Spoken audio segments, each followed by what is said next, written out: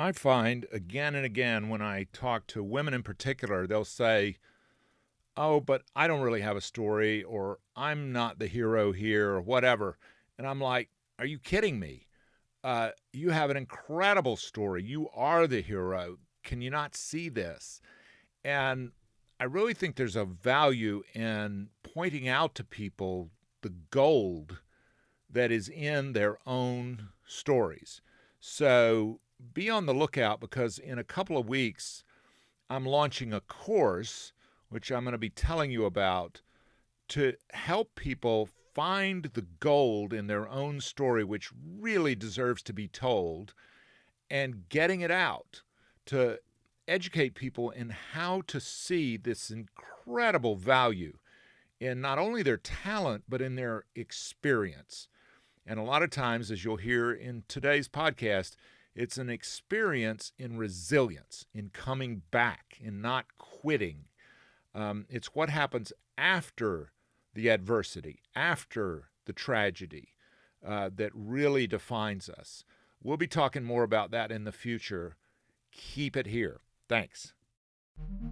My concern is that I'm standing at a door and trying to beat down a door that's dead bolted, and there's a door next to me that's cracked open. What is the sound of one man listening? This is Man Listening, a fresh podcast featuring the stories of strong women who bounce back. Man Listening, because every woman deserves to be heard. Hi, I'm Stuart Watson, and welcome to Man Listening. Kiana Williams wanted to drop out of college. She was so close. She reminds me of me. And she lost a boyfriend. Her best girlfriend turned out not to be that great of a friend. And she was depressed, and she was like, what's the point? Really came close to not doing right by herself, kind of shooting herself in the foot. And we all know what that self-sabotage is like. But she did not. She really didn't. She persisted. Nevertheless, she persisted. And I find her story inspiring. And I think you will too. Here's Kiana. Where were you born? I was born in 29 Palms, California, in the desert. So somebody was in the Marine Corps? My dad. Okay. You knew that. Nobody ever knows that. Of course. Have you ever been back? No, not to 29 Palms, no. You've never been to the Joshua Tree? No. It's amazing. No, I've never been there. No. We've gone back to California and went to some of the other bases where my dad was stationed, because he was stationed in Riverside too. Right. So we went there and then drove to Vegas, but we didn't go to 29 Palms. For your mother, your number, what, of how many, where are you in the birth order? My dad, that's interesting that you asked it that way. My mom's second child, my dad's third child. He had a child before they were married. Out of how many? 4 of us for my dad, and then 3, my mom. So you're not the baby, you're kind of in the middle. I'm the middle child. I was raised as the middle child. Yeah, what does that mean? So my dad's son that he had before my parents were married, he didn't live with us. Ah. Yeah. So it was just the 3 of us in the house, but we're pretty far apart. So there's like about 7 years between each of us. So you got some one-on-one time. Not really. I never got one-on-one time. I was at one point the youngest, and then I was like the oldest, sort of, because by then my brother was out of the house by the time my sister was like young. So, because there's like 13 years between them, the 2 of them. But did you ever feel the middle child syndrome, like forgotten? The whole time, yeah. Oh. I've always, that's why I was like, no, I never got a long time. No, I was definitely raised as the middle child. I had those issues, I guess, that typical. So how would you get attention? How could you get attention? I did really well at everything. What does everything mean? Like really well in school. I consider myself a gifted person, and not in an arrogant way, just most things that I do really well in them. What are the primary gifts? As a child, well, one, like I said, in school. So I never got anything like lower than, I never got anything lower than an A, really. I had 1C on my report card in high school in pre-calculus. Like my whole transcript had 1C on it for high school. Did you hear about that? No, because everybody knew I was harder on myself than anybody else. So like there was no, it was just like, it's okay. Like everybody was trying to console me because they knew, like you don't have to punish that child because they already are beating themselves up. So there was no consequence for that for me. When you got punishment, what did that look like? What was it for, or like? Yeah, that too. I have always been sort of sarcastic. So now it's cute and it's funny because I'm older, but like when I was a child and telling my dad like you have unresolved childhood issues, that's not appropriate. So you diagnosed him. Yeah. As a teenager, you were diagnosing him. Not even a teenager. I was like maybe 8 years old or something. I had saw it on Oprah and I told my dad, like, you seem to be bothered by things in your childhood. You haven't gotten over some of these things. I think you have unresolved childhood issues. And he did not respond well to this. He did not say, thank you for that insight. No, that was inappropriate to say. So you're telling a Marine, what was his rank? Right. When he retired, he was Gunny Sergeant E7. So you're telling a sergeant, a Marine sergeant, he has unresolved childhood issues. Yeah. He's like, so that was typical. That's how I was. And so I'm still the same way, but now it's acceptable because I'm an adult now. So that's what I got in trouble for, the talking back. And then what would the punishment be? My punishment, my mom was a spanker. Uh-huh. My dad didn't really do it, but my mom was. It was rare that like I got like, you can't go anywhere this weekend. I was always a home person. My parents were very protective of me too. So I didn't go to parties or like, I didn't go to sleepovers because my mom didn't trust people like that. So you hear stories, and my mom was always hypersensitive of those things. She also was, before my parents moved to Japan, my mom was, before they moved to California too, she was a police officer in Baltimore. So I think that also contributed to her being very protective. And so the stories that you hear about, she was concerned that those things would happen to me. So like, I wasn't a part of like Girl Scouts, or my brother was not in Boy Scouts, and he still feels some sort of way about that, I think, a little bit now. But my mom was always concerned that we would get molested, or like if you go to a sleepover at somebody's house, their father may molest you, or like you just don't know. Mm-hmm. So I didn't do stuff like that. She got a Marine dad and a cop mom. Right. Oof, you didn't have a chance. I was sheltered, as people say. Now, what part of Baltimore did y'all live in? So my parents both grew up in Baltimore. Most of my family is from Baltimore, and a lot of them are still there. So my mom was from West Baltimore. My dad was from East Baltimore. They met at the Inner Harbor. So because my mom's side of the family, they had like a restaurant down at the old Lexington Market. What kind of restaurant? What did they sell? I feel like, I don't want to lie, I'm not 100% sure exactly what they sold there. Tell me crab cakes. We do make a mean crab cake. Oh, do you? Let me tell you. Can you do it? I can do, I cook really well. I can make a mean crab cake. Did you ever go to this restaurant? No, by the time I was born, it was gone. But that kind of, when I say like I was born and raised as like entrepreneurship is kind of like in my blood, it started like way back then. And then my aunts, like I've seen them run a restaurant. Then my uncle had a restaurant in Uptown here. My parents own a realty company. Like I've been in entrepreneurship. Once my dad retired, they started the realty company. Did you ever see The Wire? Yeah. I wasn't allowed to watch it when when it was on TV. And so I watched it like a couple years ago. Because you were too young. Yeah, it was so interesting because I was too young as it was on TV. But one time we went and visited Baltimore, and they were filming outside of where my grandmother was living. And so my dad was like, do y'all need any extras? Because, she wants to act. And so they were like, she's a little bit too young for this scene. But yeah, I wasn't allowed to watch it until. Now, where did you go to school? Primarily in North Carolina. I didn't go to public schools in Baltimore. I think my brother went to like 13 different schools over the course of his education because we moved so much. But I didn't go to public school there at all. When he retired, how come he didn't stay in Baltimore? So my mother's brother, after he graduated from college, he moved here because he was working in real estate and finance.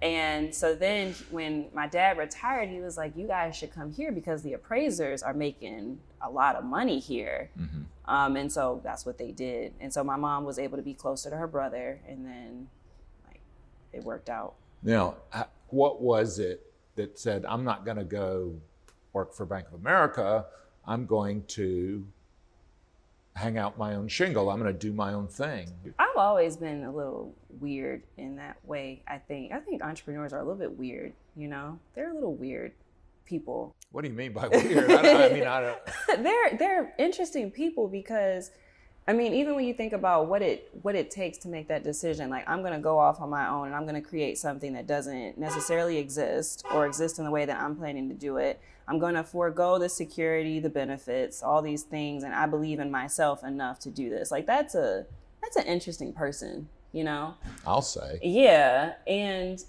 initially I didn't want to go to college.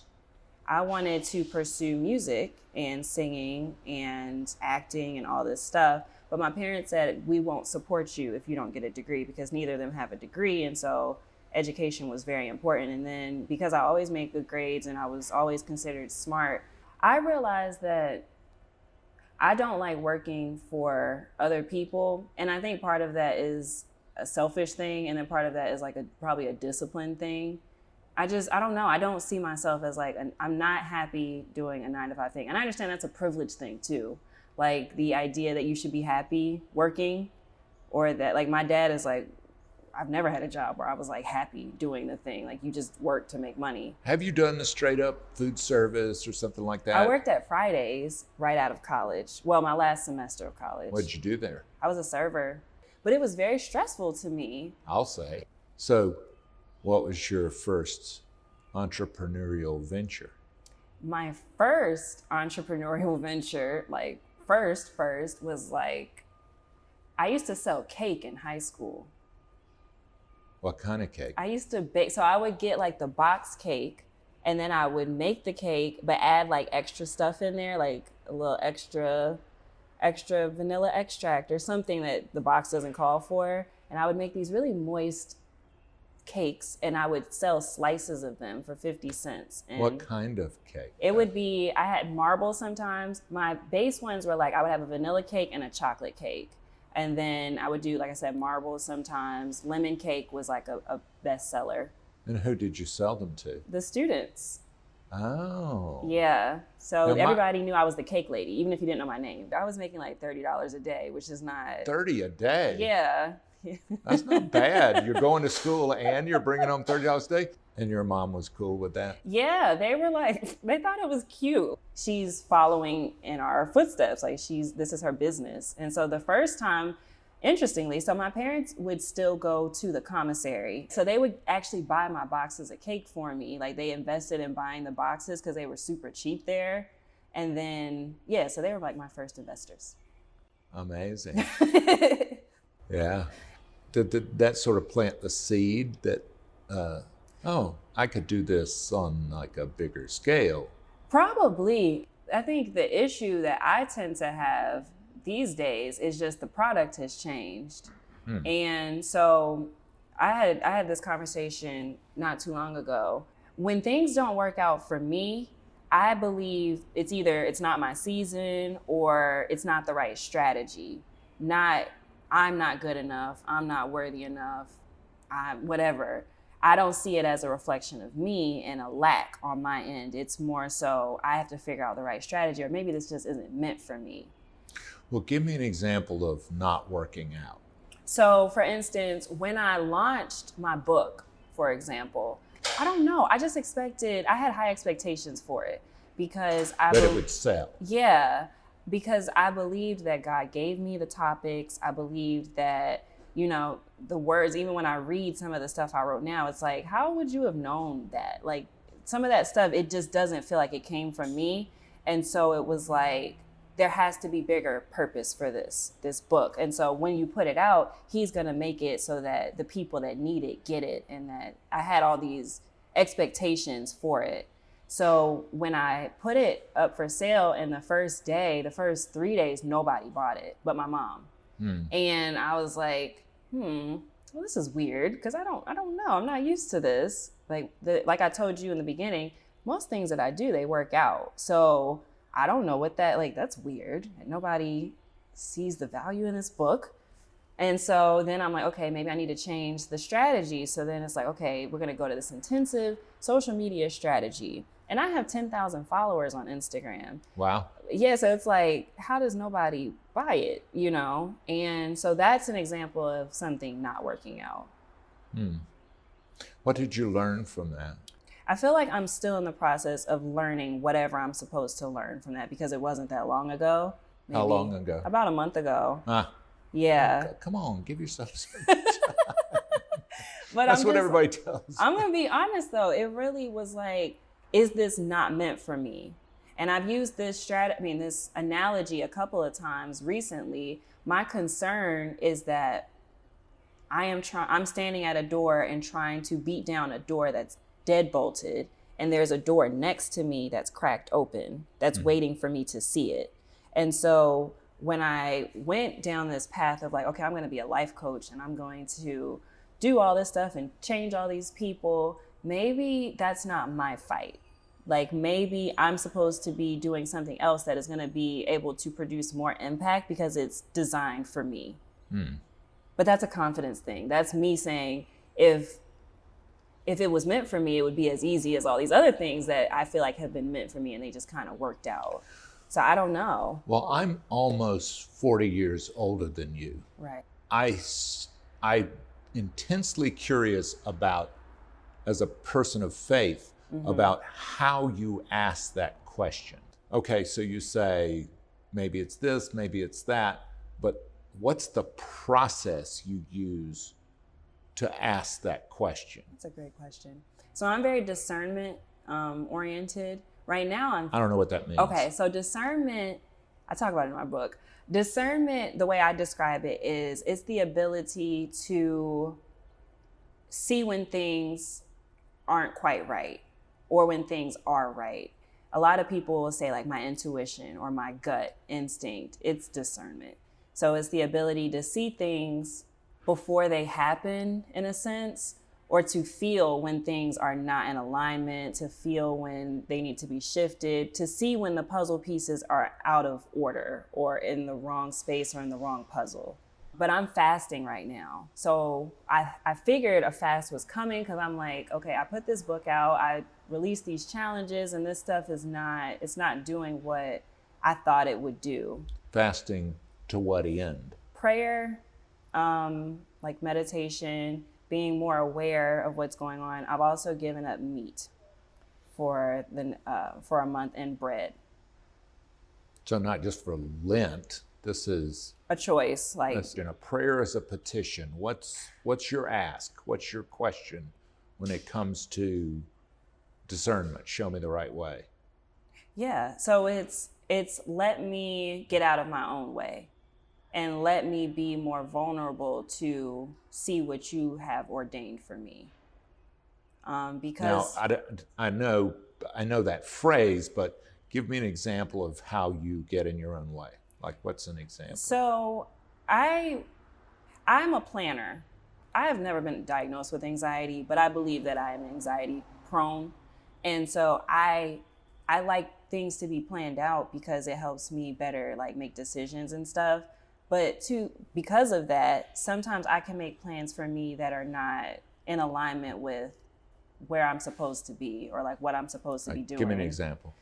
Okay, so for instance, certain jobs that I've ever had in my life, what I found is whenever I'm not supposed to be in a particular job, like I was working overnight at a call center about 3 years ago, things were going they were going fine at the job. Like I was getting bonuses and stuff like that. My sleep was lacking and I was working a weird shift and weird days of the week that I didn't like, but I was making money. And so it was cool. And at the time I was living with my parents. So It was a job. it was fine. Yeah. But what happens is I found in my life when I'm out of alignment with where God wants me to be, for some reason, randomly, things just start going bad and they start happening to push me out of that situation. So like all the things I was getting bonuses for, like you're, handling these calls really well and getting like these really high scores, I was then starting to be penalized on my calls for the same thing I was rewarded for before. And then my trainer was just like, I don't know, I guess this is how I trained you to do it. But for some reason, now I'm finding out that that's not the right thing. And so I'm being penalized for something I was trained to do. And I'm like, this is weird. Like I go from making all this money to now I'm not anymore for doing the exact same thing I had been doing before. Okay, flip side. What does it look like when the door opens, when all of a sudden green light, green light, green light? Give me a I have a lot of examples of those. Okay, so one time I was working as a substitute teacher for a while. And so it was really cool because I could pick my own shifts and all this stuff, and I could work at the schools I wanted to. So I was working as a PE teacher. And in the meantime, I was applying for TV shows. So I was literally working one day and I was just applying. Literally, I applied for the Steve Harvey show. And then while I was still at the school, like maybe an hour or two later, I got an email from the casting director, like, can we do a Zoom call or something, a Skype, I think it was. So I'm sitting still substituting the class and taking a audition Skype call with the casting people from the show I had applied to like that same day. And like, I think the next week they flew me out to Chicago to do the Steve Harvey show. While I was working the other job, the overnight job, I ended up, this is so weird. So I was still applying for shows. I had applied for this one show called Beat Shazam. I don't know if you've ever seen it. I didn't even apply for this other show. So I didn't get on Beat Shazam. But the person that I guess I talked to, they kept my file and then ended up calling me like 6 months later for the Match Game. Have you ever seen Match Game? Uh-huh. And so I was on that show, won $15,000 on that show, and I had never even applied for the show. That's an example of like, it was just meant for me. When you keep knocking on doors. Yeah. And you keep saying yes. Yeah. That things happen. Yeah, that I can't explain. Right. But you can't just sit at home on the couch. Right. And you also can't just say, well, I filled out the application online, Yeah. Sometimes you got to knock on doors where you don't even know there is a door. Exactly. And so that's my whole dilemma is like, am I at the right door right now? Like, I'm trying to make something work, but is that not for me? But I think discernment helps me decide which opportunities do I want to pursue. Because you think about it, if everything is open and I have all these opportunities and nothing's off the table, then I'm spending minuscule amount of time in each area. If I can hone in and eliminate some of the things that are not for me, because discernment tells me they're not for me, I can spend more of my time on this like smaller amount of things. And so more things ideally should stick because I can spend more time on less options. Smart. Yeah. Like if you throw out the net so wide, you're going to be pulling up a lot of junk. So when things do work out, how much credit goes to Kiana and how much gratitude goes somewhere Very else? little goes to me in my head. So you say you're grateful to God for putting me in position. So you give that credit. Yeah. I don't think, some of that stuff just doesn't make sense. Like there was no way, there was no way for it to be me. So, but that strengthens faith when you believe it's not you. Well, you know how many people there are out there given credit to themselves. Yeah. I mean, the world seems to be about self-promotion, self-aggrandizement. So you have to kind of make a conscious choice not to give yourself all the credit. I really genuinely don't believe it's me. So it's hard to give myself credit for something I don't believe I did. And so if I don't know when something feels off, I can't utilize discernment, because a huge part of that is like becoming one with God, really, and allowing what I always hope is that people are able to see God through me, and that I am a vessel for him to his people. That requires me to be like, have an ear to him, because I can't be a vessel for his people if I don't hear him. And again, I'm interested in what techniques or what it looks like. What is the method by which you try to make yourself one, get yourself out of the way? A big part of that is honestly the people that I surround myself with. It's so weird. I talk about this in my book too. Like, people, I think, initially always show their representative. And I think that's natural. Like, we want to show the best version of ourselves. And you're performing. Yeah. They have a mask. Yeah. And the way I talk about it is like, it's kind of like a character on a show.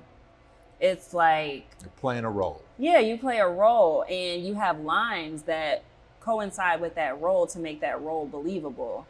But over time, like, say for instance, I take a character off of some show and it's been 30 years since they said those lines. At the time they did the show, that episode, they knew the lines like almost perfectly. 30 years later, they've forgotten their lines. I think people are the same way. So I'm gonna give you my perspective. So I believe that you attract what likes you, but you stay connected to what you're ready for. So I think we're gonna attract all types of stuff, like good, bad, opposites attract. People, whatever likes you, you're gonna attract that. But I think that we make a decision on what we stay connected to. So I make an effort to stay connected to like-mindedness or just positiveness. And like-mindedness, I'm sensing, doesn't just mean they agree with me about everything. No, that we are equally yoked, so that we are on the same trajectory. We have the same sense of values, and that not that we see life the same, but we have similar energy that we put out into the world, that we have similar, like our trajectory is in alignment. Not that we're going to do the exact same thing, but that our, interest and impact is similar. That I don't like superficial conversations with people, just in general. I'm just not that person. So that we can have intellectual conversations, and maybe not super intellectual all the time, but just that the open-mindedness is important to me. And if I feel like someone, because my level of discernment is so strong, if I feel discomfort with you, it's something I pay attention to. It's rare that I say that I really like a person, or that I feel like a person is fit for me, which is that's not a bad thing. That's not a knock to the person. It's just we're not a fit for each other. And you can save so much of your life energy if you're not forever trying to fix people. Yeah, I don't have time for that, because you get so disappointed when you're trying to change people and they're not listening and they're not taking what you're trying to give them. Like, you hear that so often. It's like, it's very draining to be trying to change someone into who you think they should be. And who you think they should be may not necessarily be who they're purposed to be. Like, it's not my job. Like, I can see things in other people's way too. Like, certain people that I'm really close to, I can see things that are a hindrance to them, it's not necessarily my job to block them from those things, because that you have to get to the place where that's no longer a lesson for you, where you've mastered that and you realize on your own that this is not meant for me. That's another thing that's hard for me, is I feel people very strongly. And empathic. Mm-hmm. Yeah. Yeah, and a lot of people, until you get to a place where you are that aware of everything, it's hard to understand, because I've had people say, like, if someone is upset or if they're not communicating something, I can feel it. And so it's tough sometimes. It can be consuming. That is why I have to be very careful just about where I put myself, because I do pick up on other people's energy. I make a conscious effort to just be in spaces that are aligned with me, myself. You're along the path now. How old are you? 27. You're still, I mean, you're at a place along the path. Mm-hmm. I'm at a place along the path. I'm Mm-hmm. not dead. I hope I'm still growing. Yeah. You know? So where are you on the path with entrepreneurship and your talents and where they're invested in all that? Like, I'm in a transition right now. So I do believe that there is a door that I am walking in the direction of, but I don't fully see it. Like, it's there. I've moved away from the door that was dead bolted. I'm on the path to the door that's cracked open, and I'm close to it, but I can't see it yet. It's like it's foggy in the space. So I'm just still searching after that door, because I think on the other side of both doors is purpose, but it's which door is worth you exerting your energy into. So although I don't believe that I'm very close to a lot of people, it's easy for me to make other people feel like they're close to me. And by doing that, one, they don't know much information about me, but I often get a lot of information about other people because they feel comfortable divulging information to me. So in a life coach way, that makes a lot of sense. So that's why I was like, this must be it, because that makes sense in that situation, because I'm able to help people because I learned more about them and so on and so forth. So yeah, but on the other end, it allows me to keep like a distance from people, because I'm able to still preserve like my private nature while still helping people because they tell me about them and I can help. When I was younger, my mom believed that I had what they describe in the Bible like as one of the spiritual gifts, the gift of prophecy. I used to see a lot of things in my dreams, especially when I fast. I get messages in my dreams. And like what would be an example? So like, for instance, I once had a dream and I saw like my cousin get hit by a car. And then like the next day she got hit by a car. Like things like that. Or certain situations, sometimes I can see if I'm going to get into like a disagreement with someone or something like that, or if something like it's just different things. And so that also helps me believe that everything happens like it's intended to, because if you see it before it happens, that means it was planned to happen. And so I, again, just not wanting to be in my own way, even if it's negative, I allow it to happen because it needs to happen. Because if I saw it, that meant that it was already, you know what I'm saying? So that doesn't cause you to want to prevent it from happening? Upset or anxiety? No, for me, it's a really relieving thing, because in my head, what that means is, okay, I saw that this was going to happen.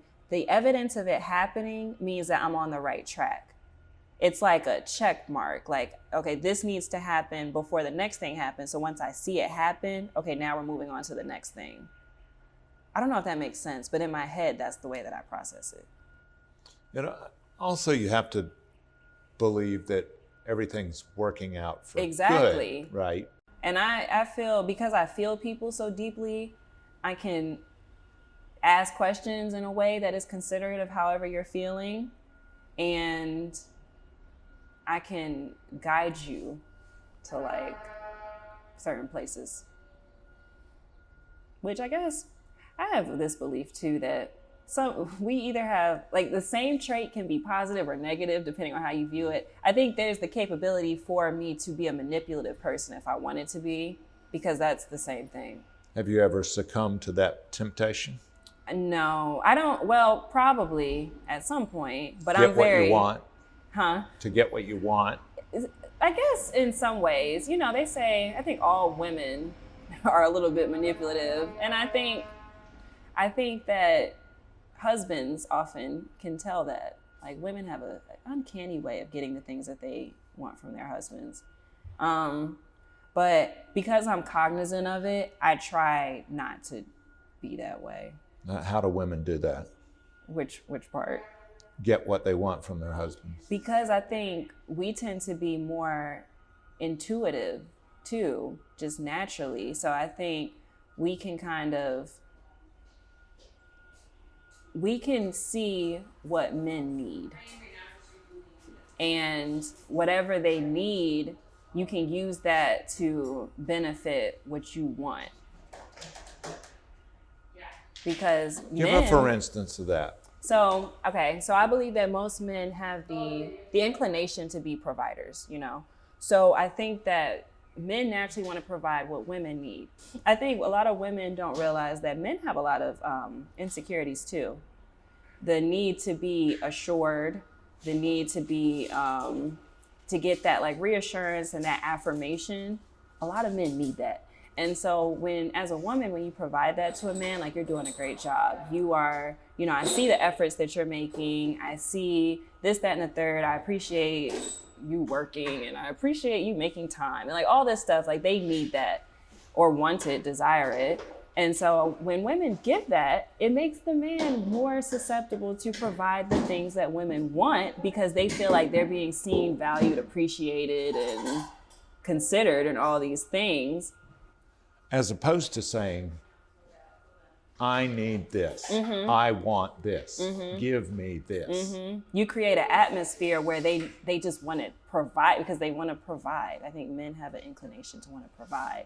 So if they feel like they're valued, seen, appreciated, they're more likely to want to provide the things that you are also wanting as a woman.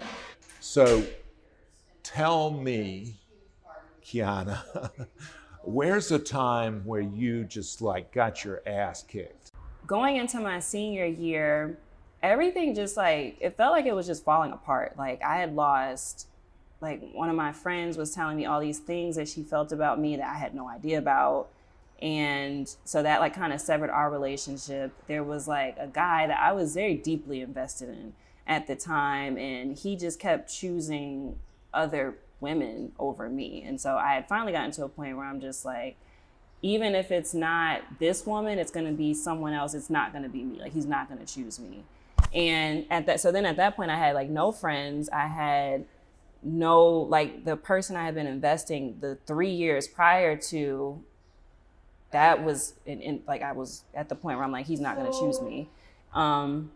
And I didn't want to be in school anymore. And so I think that was like probably my lowest point. And so I graduated from UNC Chapel Hill, but I ended up like going to my counselor and I was just like, I don't want to be here anymore. Like, so I ended up going back home for my last year of school and spent it online, like at home, because I couldn't do it anymore. Like I again was never diagnosed with like depression, but I was very depressed. I felt like I didn't want to be in college in the first place. And then it's just like, this is not it. What superpower does that story reveal to you about yourself? I feel like I make things happen. I believe that God made that work because it was just so weird, because apparently you can only take a certain number of hours online and still get your degree. I had just enough hours to be able to do what I did. It was literally the same. I think I was able to graduate early. I ended up walking the same day as everybody else because our graduation was on Mother's Day. And so that was important to my mom that I walked on Mother's Day. But I could have graduated early. It was like, I think it was, you can only do like 13 hours online or something like that. And it was the exact number that I needed to finish. And so I was like, look at God coming through again, because it was the exact same number. And so I was like, I can't be here anymore. And so he made it work so that I didn't have to be there. Again, credit to God. If God forbid you died today, what would the people who know you best say about you at your memorial? I think that makes me sad because I know that when I don't think you're going to die today. I know, but when I think about it, the sad part is not about me dying. The sad part is that I know that the people that are in my life would be very sad, like very, very sad. I think most people would probably say that they felt like I didn't get to reach my full potential. I think that's what people would say. She was on the way. Yeah, that's what I think they would say. And so that's why it's going to be fascinating to watch your life from now on. Yeah, that's what I think. I think they would be like, she was almost there, and so it sucks that she didn't get to we didn't get to see the fruits of who she was. Well, I'm anxious to see what you come up with in the future. I acknowledge your gifts, and I thank you for sharing them with us. Thank you so much, Stuart, for having me. I appreciate this. I appreciate you. And you can find Kiana Williams and her book at theminglebrand.com. Mingle, M-I-N-G-L-E, brand, brand.com. Thank you, Kiana. Thoroughly enjoyed it.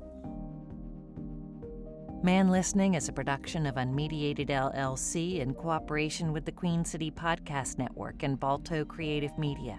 Allison Andrews at Andrews Creative and Rachel Clapp Miller are developmental producers. Sally Higgins at Higgins & Owens tries to keep us legal. Our music is A Day at the Park by the group Pictures of the Floating World. Your announcer is Catherine Smith. That's me. Please go to our Patreon page. You'll find us at patreon.com. Look for Man Listening, one word, no spaces. We hope you'll join us by becoming a member. A small investment can raise up the conversation. If you want exclusive member merch like a t-shirt, we can arrange that too. A huge shout out and thank you to everyone who has supported Man Listening as a concept, as a brand, as a company for these years. I will never forget you. Appreciate it. Don't forget to support us at Patreon. We believe one voice can change the conversation. Click the subscribe button, and next week you'll hear. As a kid, we weren't really allowed to see our grandparents, and I didn't get it because all my friends saw their grandparents. But now I know why. I think they were protecting us. That's next week on Man Listening. Thanks.